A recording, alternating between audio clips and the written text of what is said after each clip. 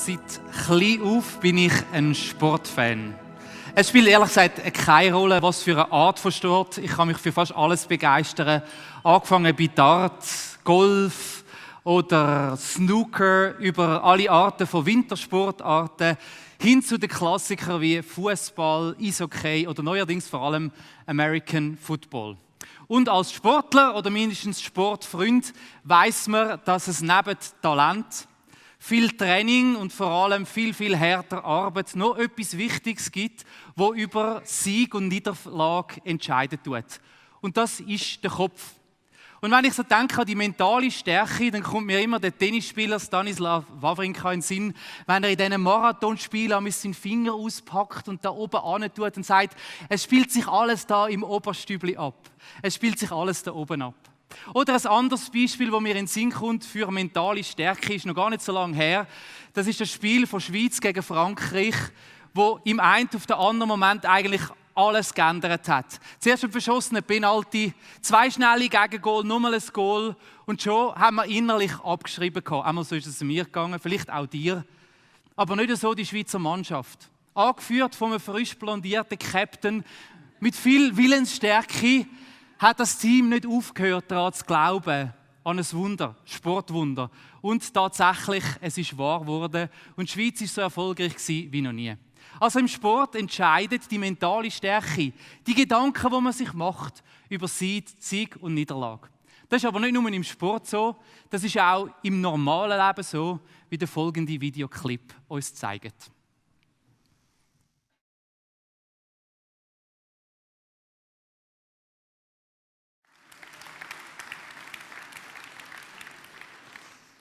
Ich wünsche ihm mal so einen Applaus nach der Predigt dann, aber es ist wirklich ein lustiger Filmausschnitt. Dass die Gedankenwelt, das, was in unserem Kopf, in unserem Inneren abläuft, von entscheidender Bedeutung für unser Leben ist, das weiss nicht eine neue Sache. Das weiss man schon seit 3000 Jahren. Wir können nämlich lesen im Buch der Sprüche, im Kapitel 4, Vers 23, wo Folgendes steht. Was ich dir jetzt rate, ist wichtiger als alles andere. Das ist schon mal eine Einleitung.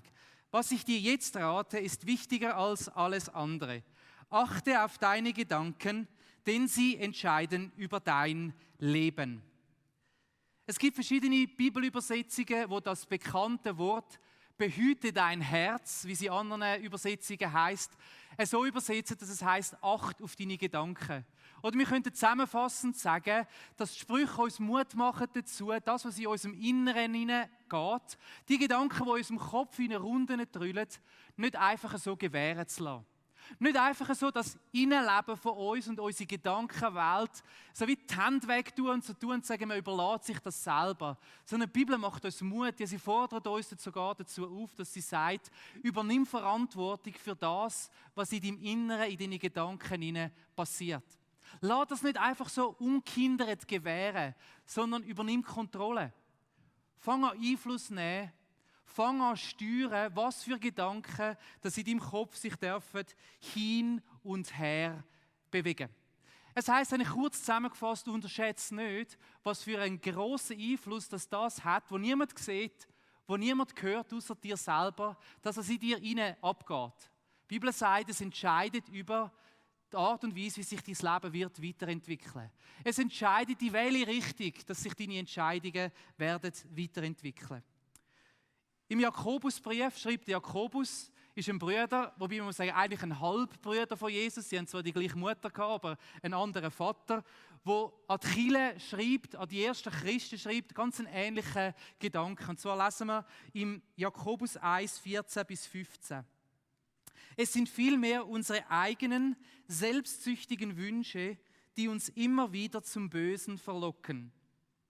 Geben wir ihnen nach, dann haben wir das Böse empfangen und bringen die Sünde zur Welt. Sie aber führt unweigerlich zum Tod.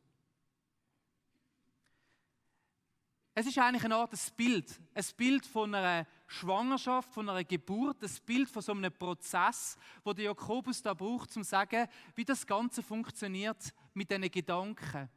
Er sagt, es gibt selbstsüchtige Wünsche. Man könnte sagen, Wünsche Gedanken, die wir haben, Impulse, die wir haben, die nicht dem Willen von Gott entsprechen, die nicht in dem sind, wo Gott findet, dass es uns gut tut in unserem Leben drin. Und soweit ist es eigentlich noch nichts Außergewöhnliches, auch noch nichts Schlimmes. Das ist etwas ganz Normales. Der Jakobus sagt, das passiert immer und immer wieder, dass wir uns drin so Gedankenblitze haben, eben so Wünsche, so Empfindungen, wo wir das Gefühl haben, das wäre doch etwas. Dann aber ist die Frage, was passiert mit denen? Und er sagt, wenn die eben einen Platz haben, wo sie sich niedersetzen können, wenn wir ihnen nachgeben, wenn wir das zulassen, also eigentlich das nicht kontrollieren, was in unseren Gedanken ihnen passiert, dann wird wie eine Kettenreaktion in Gang gesetzt. Und aus einem Gedanken wird später ein Wort oder wird eine Handlung. Und wenn es jetzt eben ein Gedanke war, der selbstsüchtig ist, der nicht dem Willen von Gott entspricht, der nicht in dem Sinn ist, was Gott findet, was uns gut tut, dann wird das zu einem Wort oder zu einer Handlung werden, wo das Ausdruck verleiht. Und aus dem wird, wie die Bibel sagt, die Sünde werden und die Konsequenz von der Sünde, wie eine Kettenreaktion, die weitergeht, ist, dass wir uns entfernen von Gott, oder wie die Bibel sagt, der Tod ist ein geistlicher Tod. Das heisst, aus einem Gedanken, aus einem kleinen, einfachen Gedanken wird das Wort, wird eine Tat, wird die Sünde, die uns schlussendlich weiter wegtreibt von Gott, weiter wegtreibt von diesen guten Gedanken von Gott über unserem Leben. Es ist also wie so eine Kettenreaktion, wo aus unserem Inneren, aus diesen Gedanken, die wir uns machen, zuerst Wort und Taten, Handlungen werden, sich das so weiterentwickelt. Ein mega spannendes Bild, wenn man sich das einmal so überlegt. Aus dem Kleinen, aus dem Unbedeutenden, ein einfacher Gedanke vielleicht, entwickelt sich, wenn man das unkontrolliert passieren lässt, ein Leben, ein Lebensfluss. Oder wie ein bekanntes Zitat sagt, achte auf deine Gedanken, denn sie werden Worte. Achte auf deine Worte, denn sie werden Handlungen. Achte auf deine Handlungen, denn sie werden Gewohnheiten. Achte auf deine Gewohnheiten, denn sie werden dein Charakter. Achte auf deinen Charakter, denn er wird dein Schicksal. Wie so oft im Leben fängt etwas klein, unscheinbar an, in unseren Augen vielleicht sogar unbedeutend. Das ist eigentlich auch kein Problem. So ein einfacher Gedanke. Aber wenn er sich einnisten darf, wenn wir ihn gewähren lassen, wenn wir zulassen, dass er sich festsetzen in unserem Inneren drin, dann wird schnell aus einem Gedanken ein Wort, aus einem Wort eine Handlung, aus einer Handlung plötzlich eine Eigenschaft, wo man sich antrainiert. Und bevor wir es merken, fängt sich unser Leben in eine Richtung an entwickeln, weil wir am Anfang dort nicht gut aufgepasst haben. Die Wichtigkeit von unseren Gedanken, von unserem Inneren, kann man kaum überschätzen. Jetzt für die Schlauen unter uns haben wir gemerkt, das ist ja eigentlich eine negative Kettenreaktion, oder? Man fängt etwas Kleines an, es ist etwas Falsches, etwas Selbstsüchtiges, etwas, das nicht im Sinn ist von Gott und es entwickelt sich weiter. Und wenn man jetzt ein bisschen schlau ist, dann kann man sagen, man kann das auch umkehren. Oder? Wenn das Prinzip ja besteht, dass aus so einfachen Gedanken, Handlungen, ja sogar ein ganzes Lebensschicksal kann werden, dann kann man sich das ja zunutze machen. So schlau sind wir und so schlau ist auch der Paulus schon gewesen. Im Römer 12, nämlich in dem bekannten Kapitel im Römerbrief, macht er eigentlich genau diesen Gedankengang. Dass er eigentlich genau das sagt. Er sagt, aus einem einfachen Gedanken kann etwas Positives herauswachsen. Es fängt an, ganz am Anfang von Kapitel 12, was heißt, weil ihr Gottes reiche Barmherzigkeit erfahren habt, fordere ich euch auf, liebe Brüder und Schwestern, euch mit eurem ganzen Leben Gott zur Verfügung zu stellen. Ich komme nachher noch auf den Teil, warum es das so wichtig ist, dass es mit dem anfängt. Also wenn wir die Barmherzigkeit von Gott erfahren haben, wir wissen, wie Gott ist und dass er es gut meint mit uns, nur das Allerbeste für uns will, sollen wir unser ganzes Leben Gott anvertrauen. Und dann im Vers 2, und auf das wird die aus ist, passt euch nicht den Maßstäben dieser Welt an, sondern lasst euch von Gott verändern, damit euer ganzes Denken neu ausgerichtet wird. Nur dann könnt ihr beurteilen, was Gottes Wille ist, was gut und vollkommen ist und was ihm gefällt. Es ist ein Zweiklang.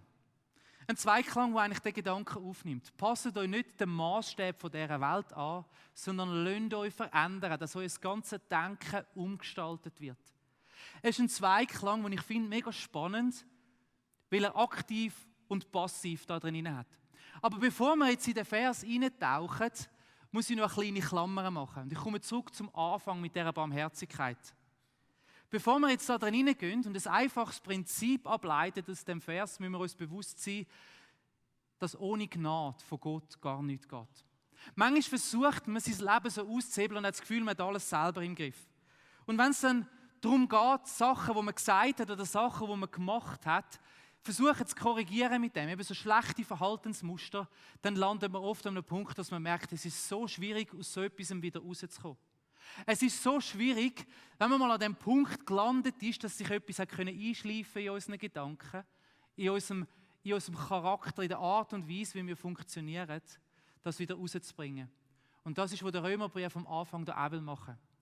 Das, was wir jetzt gerade anschauen miteinander, ist nicht ein einfacher Zaubertrick, wo man sich einfach ein paar Sätze vornehmen oder ein paar gute Tricks machen kann. Das alles hat ein Fundament. Und das Fundament heisst, keiner von uns schafft das von sich aus allein. Wir brauchen die Kraft von Gott. Oder wie die Bibel da sagt, die Barmherzigkeit von Gott. Wenn wir jetzt in dem Kapitel 12 vom Römerbrief sind, müssen wir uns immer in Erinnerung rufen, dass der Paulus vor 11 Kapitel lang im Römerbrief in aller Deutlichkeit, in aller Klarheit und in aller Vielfalt versucht, uns zu erklären, dass wir alle Menschen es nicht schaffen, alleine ohne Gott. Egal wie fest wir uns anstrengen, keiner von uns kann behaupten, dass er vollkommen ist. Keiner von uns kann behaupten, dass er es selber aus sich heraus schafft, dem Willen von Gott zu folgen. Und 11 Kapitel lang wird der Paulus erklären, dass wir unser Leben Gott angeben und sagen, ich brauche dich. Ich brauche dich als der mir das vergibt, was ich falsch gemacht habe. Als der mir eine neue Chance gibt, dass ich neu anfangen kann. Als der meine Vergangenheit nimmt und all das Falsche, all das Schlechte wieder gut macht. Ohne Gnade von Gott, ohne Barmherzigkeit, ohne seine Vergebung und seine Wiederherstellung schaffen wir das nicht aus uns selber raus.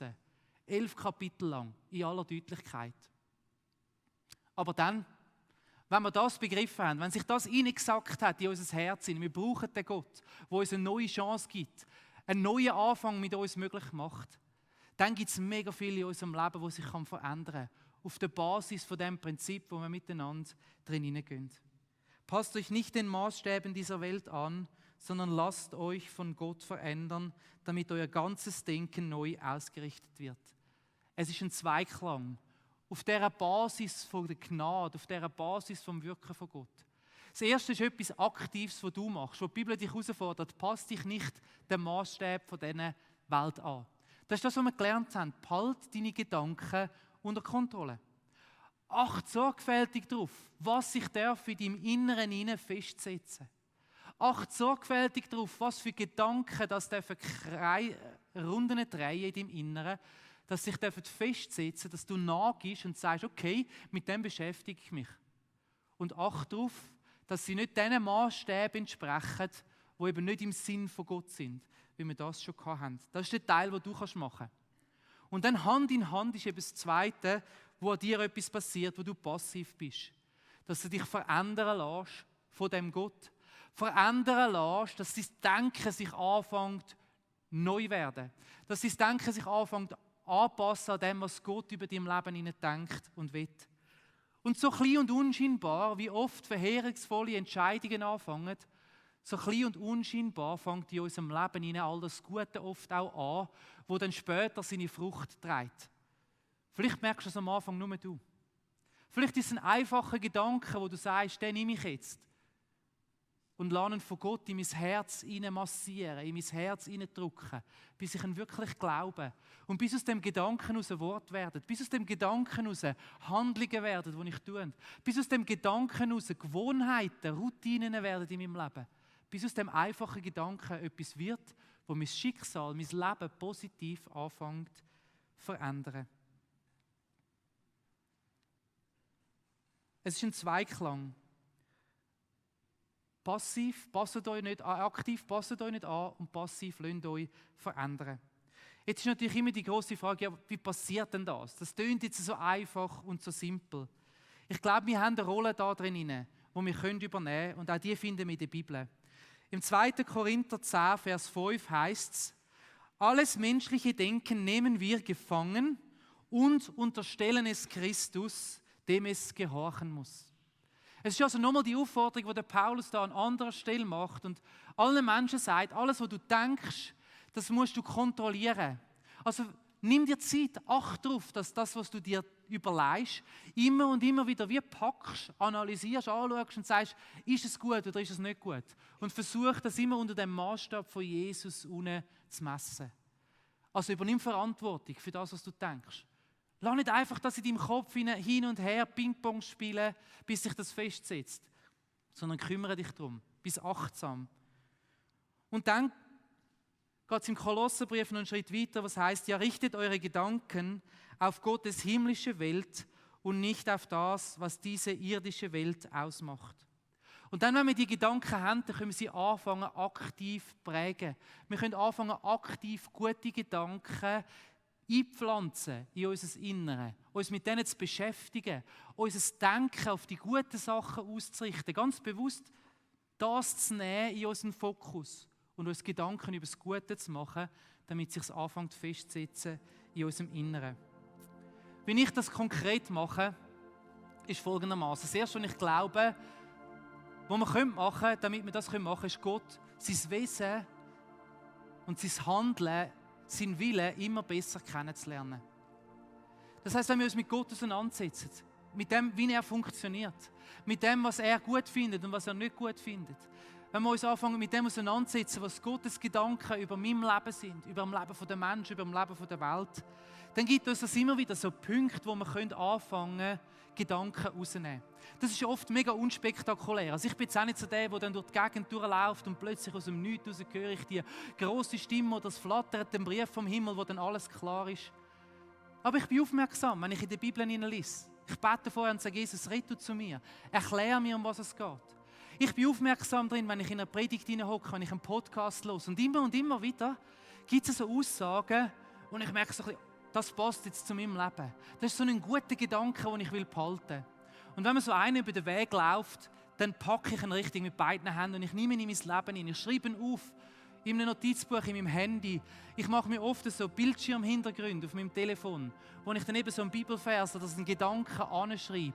Und das ist eine Art und Weise, wie ich eben den versuche zu nehmen, den Gedanken, und ich versuche ihn wie zu pflanzen, zu setzen in meinem Herz drin. Also bist achtsam, und wenn dir etwas Gutes über den Weg läuft, du sagst, ja, das ist etwas, was von Gott könnte sein, dann nimm das, merk das, schreib das auf, nimm das mit in dein Leben hinein. Das Zweite, was man machen kann, ist, dass man sich regelmäßig Zeit nimmt, darüber nachzudenken, was eigentlich im Kopf so alles abläuft. Und ich mache das oft in Situationen, wenn nicht gerade die Emotionen da oben sind, oder wenn nicht gerade so beide Seiten vorne schiebst oder der Alarmknopf gedrückt ist, sondern vielleicht in einem ruhigen Moment, am Morgen oder am Abend, oder wenn ich mal mit einem Kaffee anhocken und mir Gedanken machen und ich überlege mir, hey, wo gibt es Triggerpunkte, wo gibt es Momente, wo ich reagiere, wenn ich es eigentlich nicht will? Und wo fängt das an? Und ich fange an, so gewisse Gedanken, die ich habe, zu nehmen, zu entlarven und zu sagen, das ist jetzt ein schlechter Gedanke. Oder da fängt es an, ich weiss genau, immer wenn ich mir das überlege, dann ist es eigentlich der erste Schritt. Also dort anfangen, wo es noch klein und unscheinbar ist. Und dann das zu ersetzen mit so einer Wahrheit. Und wenn du spürst, es ist so ein Gedanke, der kommt, dann ganz bewusst sagen, nein, ich folge jetzt dem nicht, sondern ich ersetze das mit etwas Gutem. Ich denke etwas anderes. Für mich gibt es so ein paar Standardsätze. Es sind so Selbstdefinitionen oder so Selbstprophezeiungen, die man manchmal tut. Wie zum Beispiel, ich bin so ein Tollpatsch oder so bin ich halt oder immer passiert mir das. Also so Wörter wie immer oder nie oder alle oder niemand, das sind so gute Indikatoren für falsche oder schlechte Gedanken, die man hat. Immer, nie, alle, niemand. So starke Aussagen sind meistens so Sachen, wo ich merke, das muss ich anfangen zu überdenken. Stimmt das wirklich? Bin ich wirklich so? Oder habe ich jetzt so gehandelt? Gehört das halt einfach zu mir? Oder will Gott vielleicht etwas anderes in meinem Leben? Und ich fange an, das zu ersetzen und zu sagen, nein, ich bin dem nicht ausgeliefert. Gott sagt etwas anderes über mein Leben hinein. Also ich versuche, Gott besser kennenzulernen. Ich versuche, so schlechte Gedanken wahrzunehmen, wenn sie noch Gedanken sind, und zu ersetzen mit guten. Und das Dritte, und ich glaube, das ist mega entscheidend, gib nicht auf. Vielleicht geht es ja so wie mir bei diesen Sachen. Dass es Sachen gibt, die sich eingeschliffen haben bei dir, wo du merkst, Verhaltensweisen, Reaktionen, die du eigentlich nicht willst, aber wo du so oft gemacht hast, dass sie so natürlich sind, dass du das Gefühl hast, du kommst nie mehr dort raus. Und ich bin dann so, ich nehme mir dann das so vor, denke so, jetzt habe ich wieder einen Bibelvers, jetzt mache ich es dann wieder. Oder mein letzter ist so wirklich so ein grosser mit Liebe und Geduld und Selbstbeherrschung und Liebe.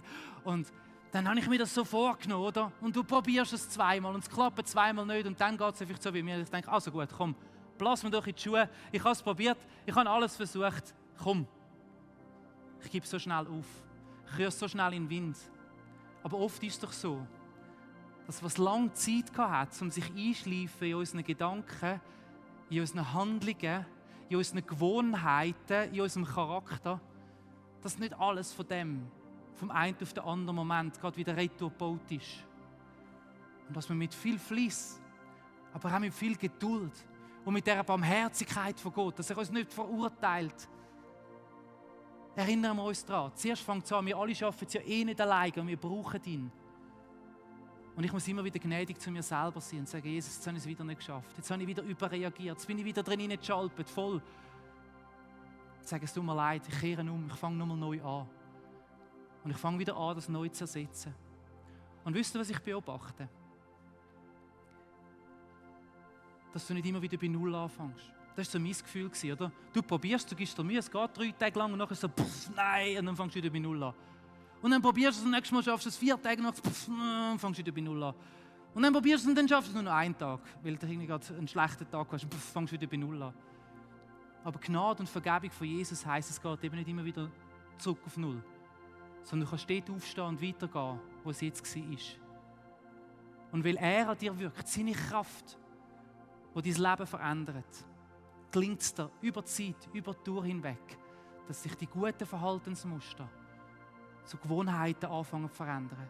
Und sie fangen an, sich festzusetzen in deinem Charakter. Und sie fangen an, deinem Leben eine neue Richtung zu geben. Wenn du anfängst, deine Gedanken, wenn sie noch klein sind, neu zu lenken, ist das die Quelle von dem Fluss von deinem Leben, der in eine neue Richtung gehen kann. Darum will ich dir Mut machen. Acht auf deine Gedanken. Es ist das Wichtigste, was du tun kannst, sagt Sprüch, auf deine Gedanken zu achten. Weil aus ihnen heraus fließt dein Leben.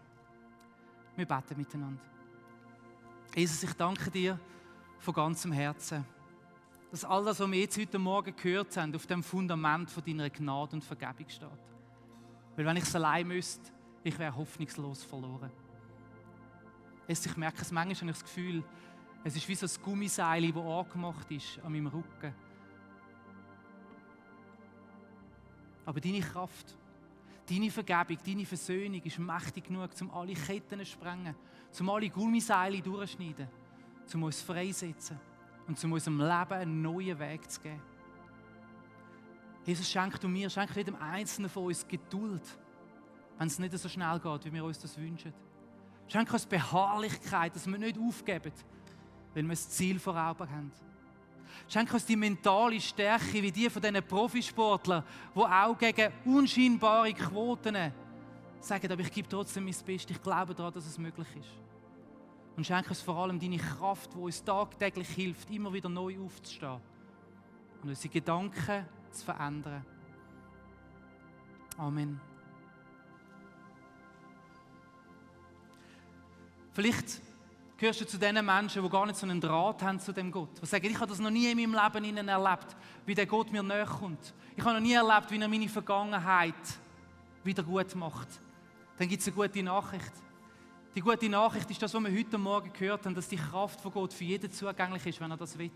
Und wenn du das möchtest, dann ist es ein einfaches Gebet, das ich dir gerne vorbete, wo du gerne mit mir zusammen darfst beten. Wir beten das miteinander, mit dir zusammen, wenn du das willst. Jesus, ich danke dir, dass es dich gibt und dass du möchtest meine Vergangenheit wieder gut machen.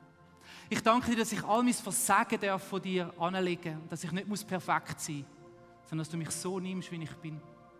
Und ich bitte dich um Vergebung für all die Sachen, die ich falsch gemacht habe in meinem Leben. Und ich lade dich ein, dass du von jetzt an mein Denken, mein Willen und mein Handeln darfst prägen. Ich will dir nachfolgen, weil ich weiss, du meinst es gut mit mir. Und ich danke dir, dass du mir ein neues Leben gibst, eine neue Zukunft, gemeinsam mit dir. Amen. Amen.